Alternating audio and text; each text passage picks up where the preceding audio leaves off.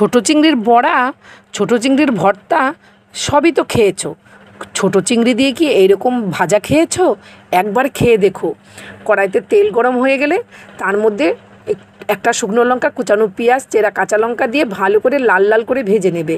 তারপরে কেটে রাখা আলুটা দিয়ে স্বাদমতো লবণ হলুদ দিয়ে আবারও কিন্তু লাল করে ভেজে নিতে হবে। উপর থেকে ছোট চিংড়ি মাছগুলো দিয়ে দেবে, দিয়ে ভালো করে নেড়ে চেড়ে খুব সুন্দর করে গ্যাসের ফ্লেমটাকে লোতে রেখে ঢেকে দেবে। পেঁয়াজের জল থেকেই কিন্তু আলুটাও সেদ্ধ হবে, মাছটাও দারুণ সেদ্ধ হয়ে যাবে। তারপরে ঢাকনাটা তুলে উল্টে পাল্টে লাল লাল করে ভেজে একটা বাটিতে নামিয়ে নেবে। খেতে সত্যিই অসাধারণ হয় বন্ধুরা গরম ভাতে। আমার এই ভিডিওটা যদি কোনো নতুন বন্ধু দেখে থাকো, অবশ্যই কমেন্ট করে জানাবে আমার ভিডিওগুলো তোমাদের কেমন লাগলো। আর এইরকম রেসিপি করে একবার খেয়ে দেখতে পারো, সত্যিই বলছি ভালো লাগে। একটা থালার মধ্যে আমি ভাত নিয়ে নিয়েছি, একটু ভাজা নিয়ে নিয়েছি। আমার তো মনে হচ্ছে আজকে ভাত একটু বেশিই লাগবে, এইটুকু ভাতে আমার কিছুই হবে না। যদি ভালো লেগে থাকে সবার সাথে শেয়ার করে দিও।